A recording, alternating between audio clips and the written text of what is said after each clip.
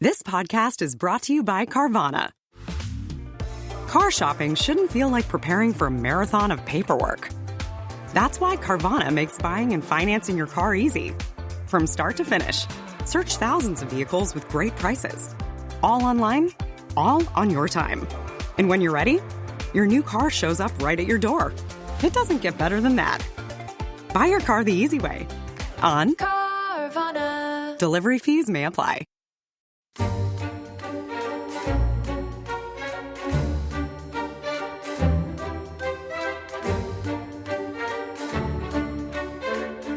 Hello, welcome to The Rest is History.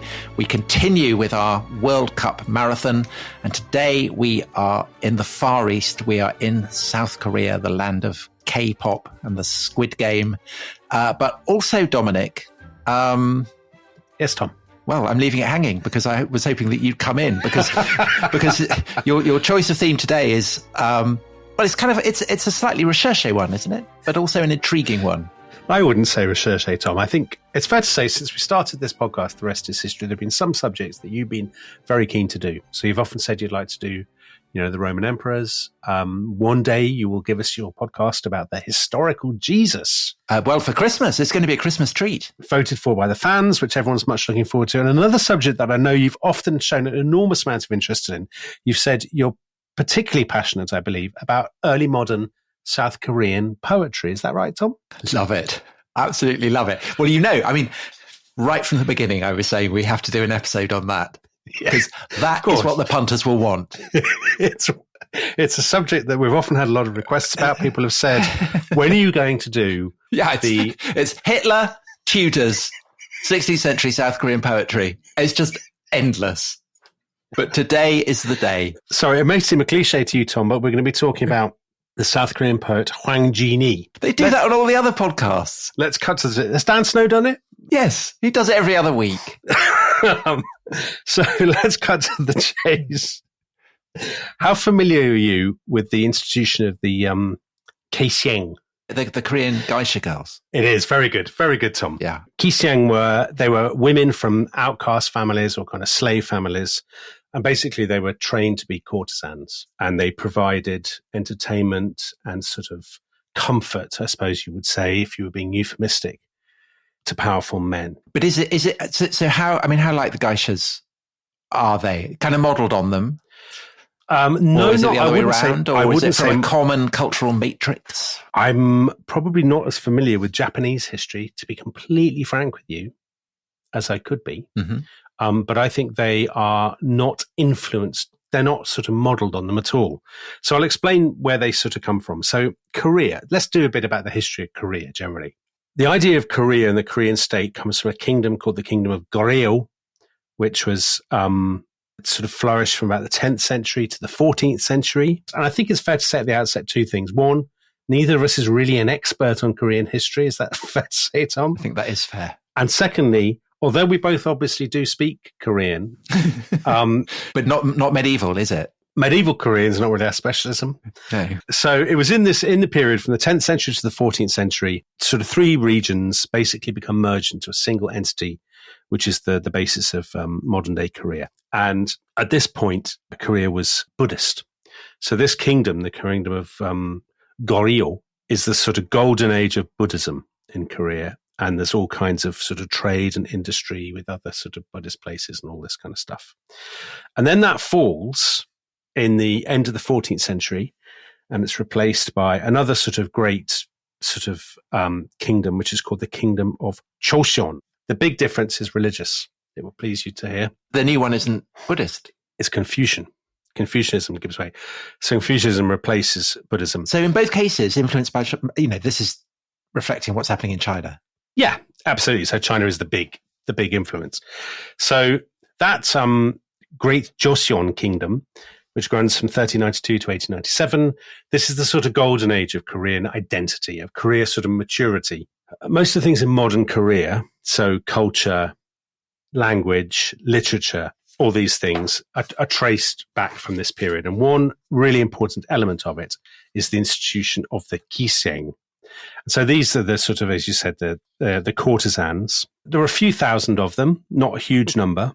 And They were spread throughout the country, so mostly in cities, but also in sort of smaller towns and villages. They're first mentioned in about the 11th century, and they're sort of entertainers. They work, they do needlework, they play music, all of these kinds of things, apart from their, as well as their kind of sexual services. They are very, very highly educated. So they're a bit like Hetaira in ancient Greece, perhaps. Exactly. So that's a nice comparison. Yes. They're sort of an odd social status because on the one hand, they are the lowest group in society. So they're what's called chonmin, which means they're kind of slaves, kind of like churls or something. And that's a hereditary status.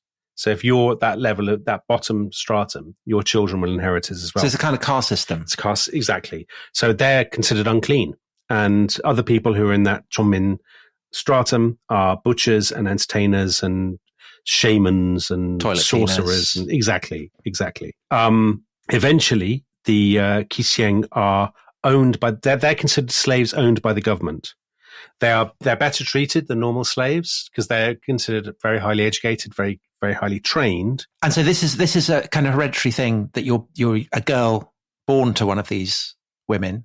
And then are you then kind of raised to be very educated? And well, some are, absolutely, yes. Some definitely are the daughters of other gisaeng, but some of them are people from poor families who can't afford to maintain their girls. So get sold into slavery. Exactly. Now, today, I suppose we would say, wouldn't we? And some of the people listening to this podcast, they would say, these are sex slaves. This is a terrible business. And of course, throughout 21st century eyes, it is. But on the other hand, I think people in sort of medieval Korea might well have thought of this quite differently. The weird thing is, although they're the lowest possible status, they also do have a kind of prestige because they are so highly educated and they are seen as artists and writers. So they produce music and they produce poetry. And presumably their services are bought by people who power and status can set them up and provide them with comfort and security. Exactly. They're trained, eventually they're trained by the government. So this is kind of state-run female education. So basically you enter the workforce, as it were, when you're about 16 or 17, and your career is over actually pretty quickly. So your career can be over within 5 or 10 years. I don't know whether that's because you become pregnant and had started to have children, but it might be because you become the concubine of a sort of powerful patron who buys you out of the service. Or maybe it's like Hollywood, because that's the stereotype, isn't it? You're showgirl, district attorney, driving Miss Daisy, isn't it? It's the three ages of Hollywood actors. Is that right? Showgirls. What was the third one? Was driving Miss Daisy. And the middle one? District attorney. District attorney. For women in Hollywood. Right. So if you're a female actor in Hollywood, you have your time in the sun, sex symbol, and then suddenly the calls dry up. Yeah. Gina Davis has a autobiography out at the moment, which apparently is brilliantly funny and very good on all this. Okay. So maybe it's that. Maybe you just have, you have, as one of these entertainers, you have your time in the sun and then it's all over. And presumably if that is the case, then you need to bank your youth and looks. You do. It's very important you do that, or else you end up on the scrap heap, or what happens? Most of the former gisaeng actually go to work in taverns. They become basically landladies. Okay. So that's the sort of trajectory. It's a bit like sportsmen owning pubs back in the 70s. For Leeds United footballers from 1973. Exactly. So basically you have this gisaeng house where you all kind of, it's much too simplistic to call it a brothel, I suppose. It's a sort of, because it's a house of entertainment and the arts. And they're inspected twice a month. Officials sort of inspect them. I don't know how intimate these inspections are. They have to do kind of continued professional training in sort of dance and music and stuff. A lot of them will have a patron who's called a gibu, and he might be an official or a soldier or a sort of, sort of a local bigwig or something like that. So you would try to have one of these things, and hopefully in the long run you could just become his concubine. But sometimes there's a bit of conflict. And do any of them ever marry? That never happens. No, I don't think really, because I think you're so low status. Right. And I think once you enter this world, that's not really a career open to you. But this world is, it's better than being poor and being a beggar or, something like that. This is a quite, it's very hard to sort of pin down but I think because our mentality is just not attuned to that, to this world. Yeah. The nature of the status, because it's simultaneously very low status, but also quite prestigious in a weird way, if that makes sense. I suppose, as you said, like a Greek hitara. Yeah. I mean, that's the same, right? Pretty much, yeah. So one thing that the gisaeng were very, very known for is poetry. They are trained to write poetry, and they write these verses called sijo, which are kind of the equivalent of haikus. So they're very short, kind of 3 lines or something. And they're often very melancholy. They're about kind of bereavement or heartache. I imagine your life must be pretty melancholy. Yeah, I'm sure it's not a bundle of laughs. Not a bundle of laughs. But you might put some famous gisaeng poems were written. They're almost like love poems to great scholars. And their poems are a big part of Korean literature. So people will study them in school.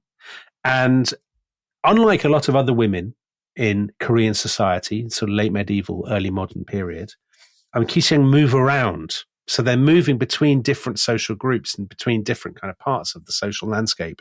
And that means they're figures in stories and they're kind of mobile. So it kind of gives them a centrality.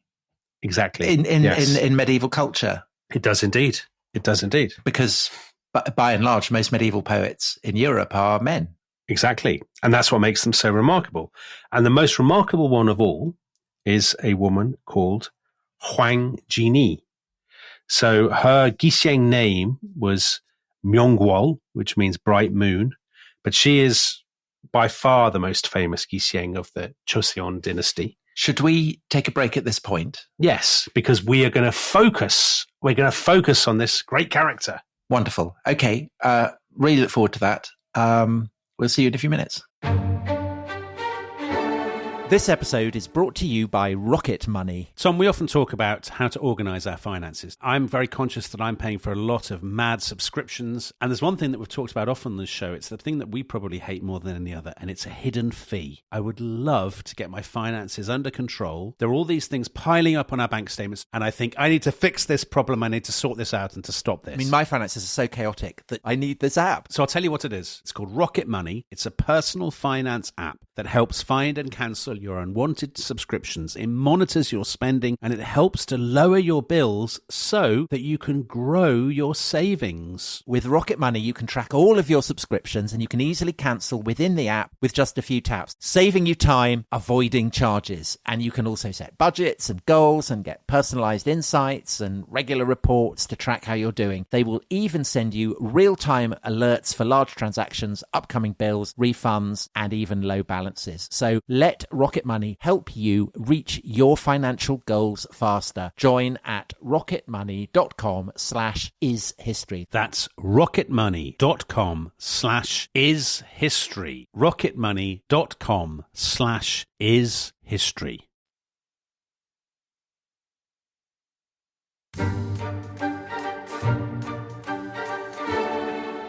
Hello, welcome back. We are in Korea, the land of female medieval poets, Dominic, which you were brilliantly explicating in the first half. I think brilliantly is a bit strong, Tom. But it was brilliant. And you have introduced the most famous one of the lot. Hwang Jini, Tom. So yes, she lived from about 1500 to about 1560. She is a massive figure in Korean culture, as I'll go into explain. So what's her kind of, she's not Shakespeare, but what? Maybe she's Byron, Tom.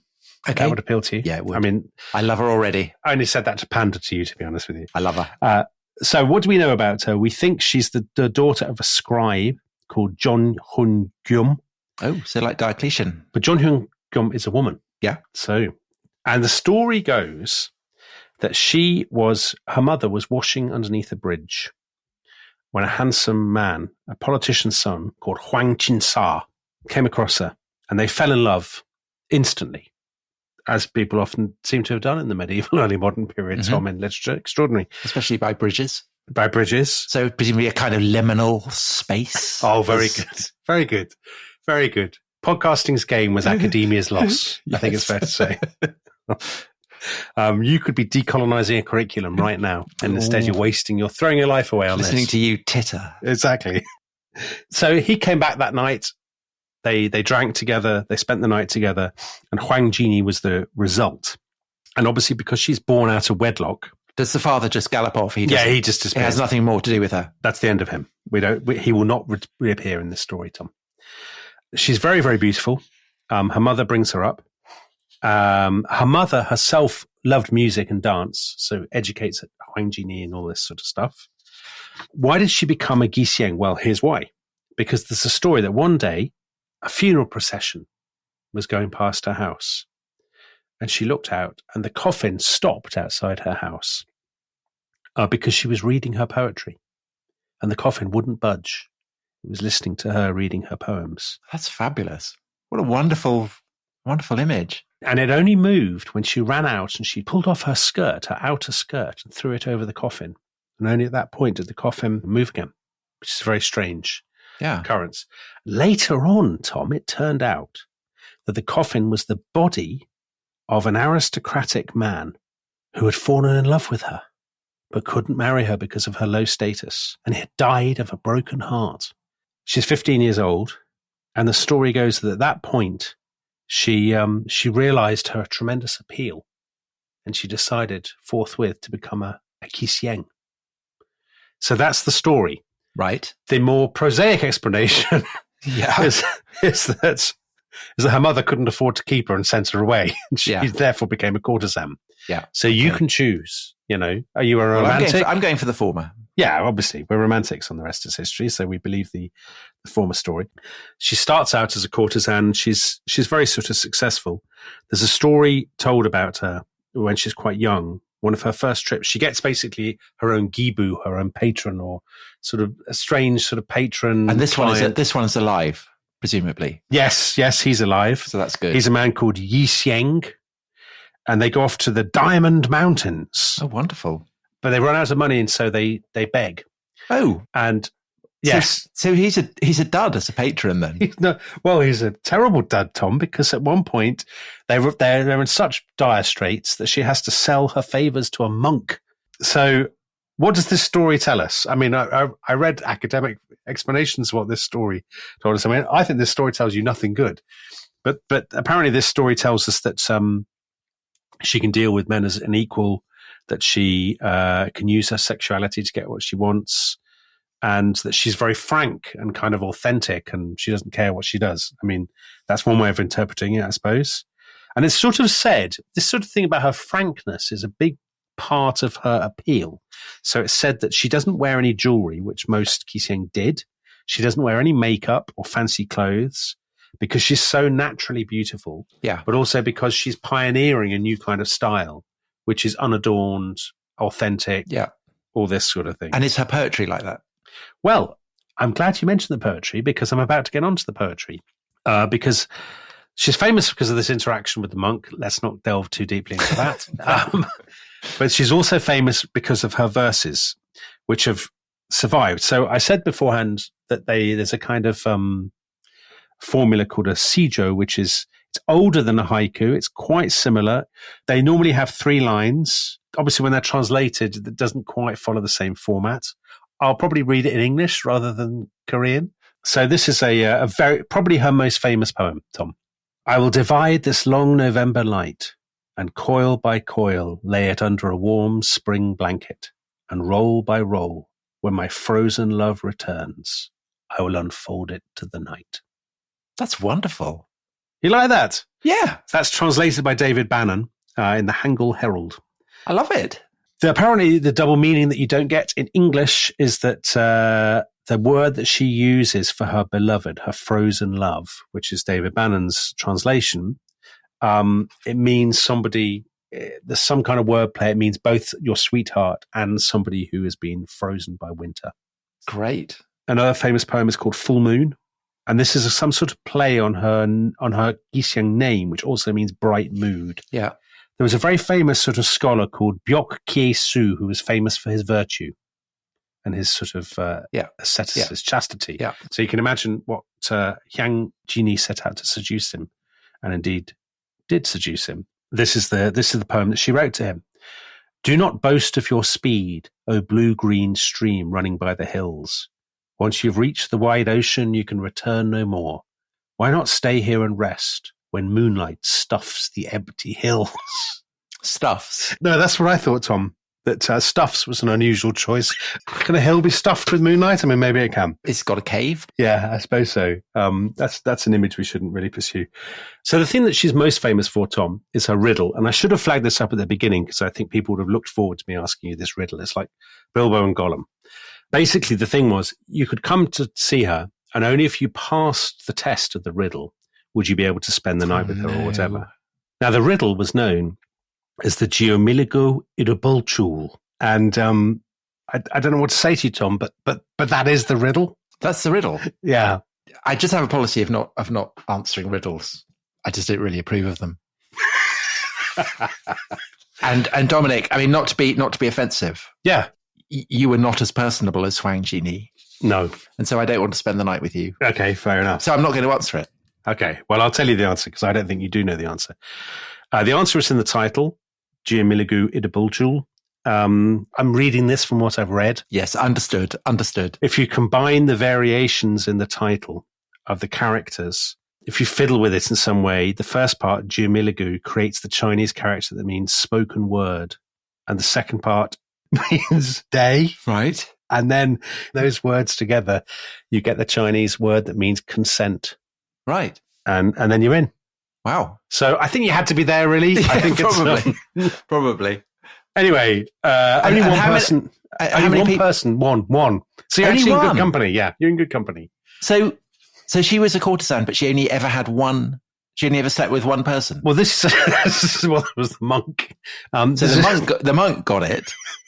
But presumably the guy, no, the monk is pre-riddle. Oh, okay, and the useless patron. Yeah. And what happens to him? Just got the boot at some point. Did he? So did she end up with a rich and powerful patron who set her up for life, or what happened to her? She hung around with a scholar. He's the guy who actually solved the riddle. He was a guy called Xiao Kyung-duk.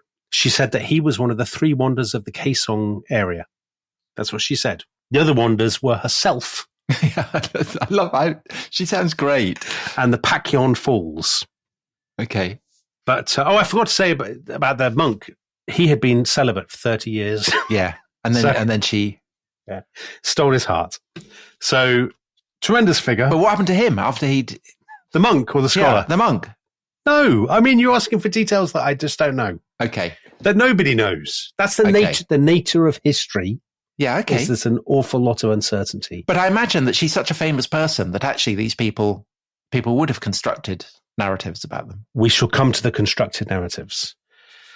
She died perhaps when she was 60, perhaps not. It's very unclear. And she was buried in a simple grave on a riverbank in Kaesong. She'd written these nice poems, and there were all these folk tales about her seducing monks. And so everybody was delighted with that. So there are 2 TV series and 2 different films, all about her, produced in recent years. They all have the same title. They're all called Hwang Jini. However, she's not thought of highly. So she was from what's now North Korea, and all this carry on, interfering with monks, riddles, writing poems. All this happened in what's now North Korea. Right. The North Koreans are not keen on this at all. Why? They don't celebrate it. Because they're very puritanical. They don't approve of prostitution. They also don't approve of the descendants of gisaeng. So the biggest gisaeng school of all was located in Pyongyang, the capital of North Korea. Right. And it's full of people who are descendants of gisaeng.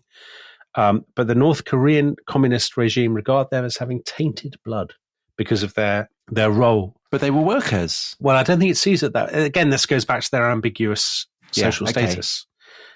So they are not celebrated, and they are sort of told to feel that they're full of shame and stuff. Even though she is arguably the most famous North Korean, not that it was North Korea, apart from Kim Jong-un. Various bad guys, she's not celebrated there as much as she should be. But she's celebrated in South Korea. She is hugely. Well, I told you 2 TV series, 2 films, which you should, you should report back in a future edition of The Rest is History. Well, I love the Squid Game. Right. So who knows? Who knows? And I love a glamorous medieval poet. Well, there's not perhaps as much about. She's one of those people in history who, when you sort of dig into it, there's probably not as much reliable evidence. That's as one fine. would hope. Well, Dominic, I'm not going. It's not going to bother me. No. Well, you were very skeptical. She's a kind of Alexander poetic Emma Hamilton. Yes. Perhaps, okay. Fair enough. That kind of thing. So that's Hwang Jini. I mean, that's an excursion, a historical excursion that, frankly, I never expected to make. But I'm glad that I did. Well, Dominic, what I'd say is that this has been the great joy of doing these World Cup episodes. It's the way that things you assume, kind of fairly immutable social forms, gender relations, all that kind of stuff, how looked at through the prism of a different culture and a different age, they can look so. It shows you the infinitude of what human culture can be. I will end with a lovely poetry reading because I know yes, please do. People enjoy these. This is another Hwang Jini special called Thoughts of Manwuldai, translated by Aine Jung. An old temple sits forlornly by a brook from the palace. The evening sun bids a sad farewell to the trees. This tranquil season dissipates into only monks' dreams, leaving time layered in ice atop a broken pagoda. The phoenix has departed, the everyday sparrow in its stead. Cattle and sheep pull at the grass of ruins overflowing with azaleas. As I remember Songak mountains flourishing in a flowering youth, I realize how much spring could instead resemble autumn. Goodbye. Bye-bye.